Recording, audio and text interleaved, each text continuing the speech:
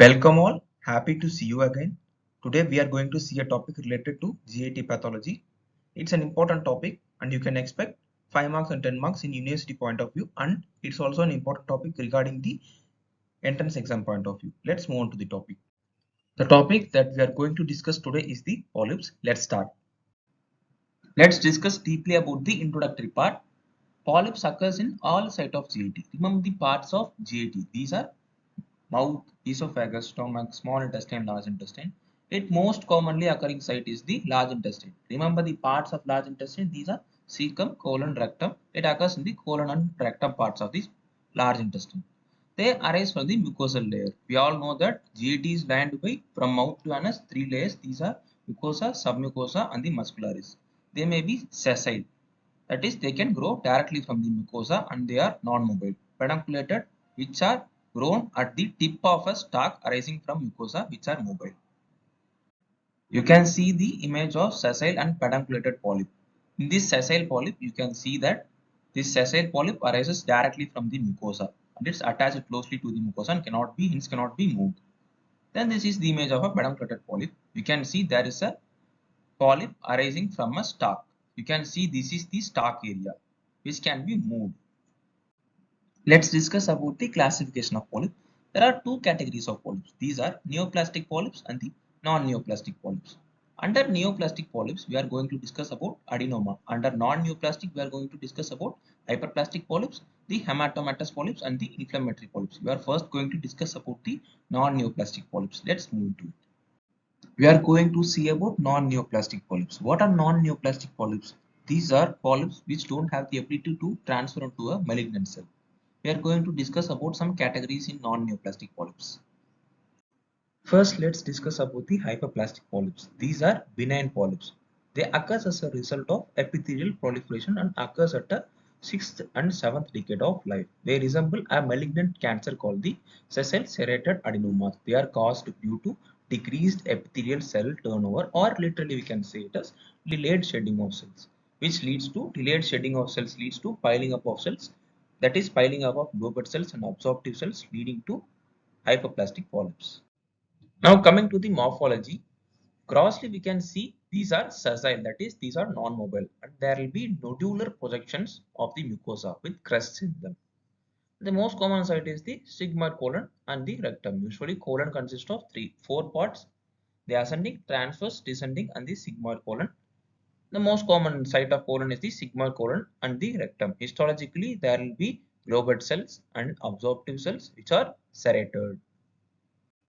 This is the gross image of a hyperplastic polyp with nodular projections. These are the nodular projections that arise from the mucosa. This is the mucosal layer. Arise from the mucosa with crests in them, and this is the histopathological image of a hyperplastic polyp showing serrations in them. Serrations are nothing but these are, you can see now, tooth-like pointed structures. You can see some tooth-like pointed structures. These are known as the serrations. Coming to the inflammatory polyps, it occurs as a result of solitary rectal ulcer syndrome. Although the behavior of solitary rectal ulcer syndrome is not that much known, it occurs in people who are having chronic constipation. Now, the clinical features of inflammatory polyps, it occurs as a triad. These triad include rectal bleeding, the mucus discharge, then the inflammatory lesions of the anterior rectal wall. Okay. The cause include impaired relaxation of the anorectal sphincter, which creates a sharp angle, which on repeated movement causes recurrent abrasion and ulceration. The complications include mucosal prolapse, which leads to entrapment of the polyp. In histology, you can see mixed inflammatory infiltrates. What is first inflammatory infiltrates? These are increase in number of the neutrophils. But in mixed inflammatory infiltrate, there will be not only increase in number of neutrophils but also increase in number of other cells like the eosinophils, lymphocytes, plasma cells, etc. And there will be erosion of the mucosa, which is seen in the histology. And there will be epithelial hyperplasia, which means increase in number of epithelial cells.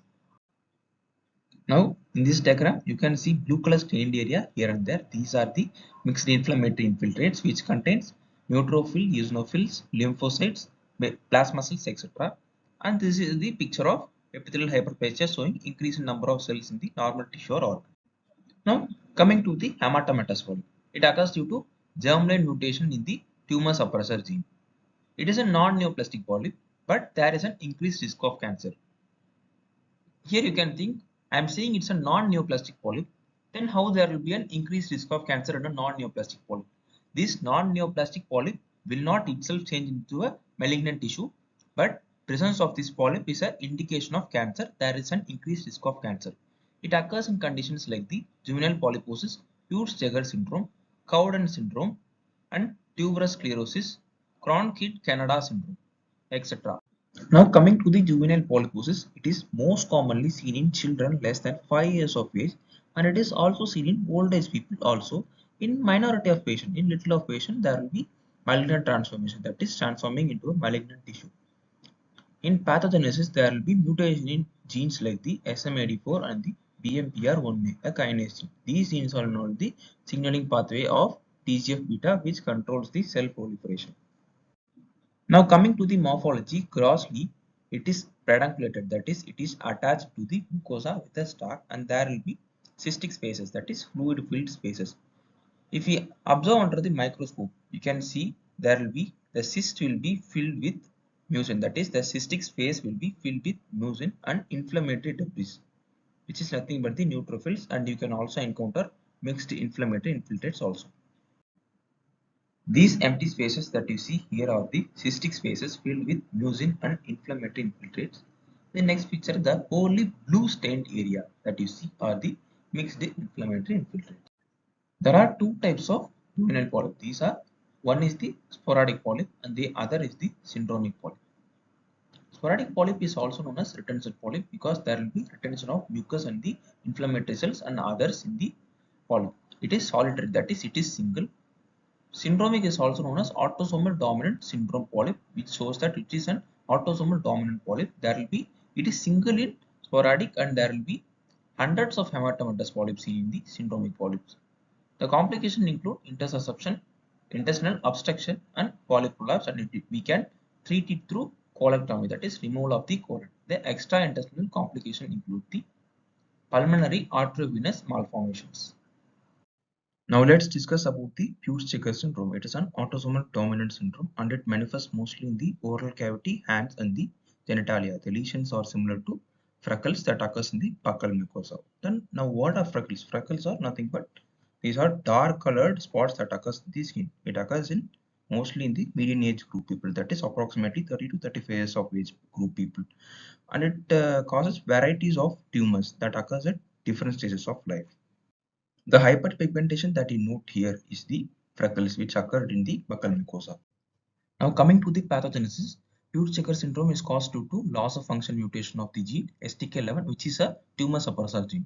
This tumor suppressor gene regulates the AMP activated protein kinases, that is AMPKs. This controls the proliferation of cells and these acts as brake, that is it stops the growth and anabolic metabolisms. Now coming to the morphology, the hematomatous polyps which occurs due to Peutz-Jeghers syndrome are most commonly seen in the small intestine. Grossly you can see large pedunculated structure and these are lobulated also. Histologically you can see arborization of connective tissue, which is nothing but branching of connective tissue, and you can also see smooth muscle cells mixed with lamina propria. The first picture shows arborization of connective tissue, that is branching. You can see branching here and there, and the second picture showing the smooth muscle cell. These are nothing but the smooth muscles that is mixed with the lamina propria. In this video, we have focused mainly on the non-neoplastic polyps. On the next part, we are going to see about the neoplastic polyps. If you like this video, subscribe to our channel. Thank you.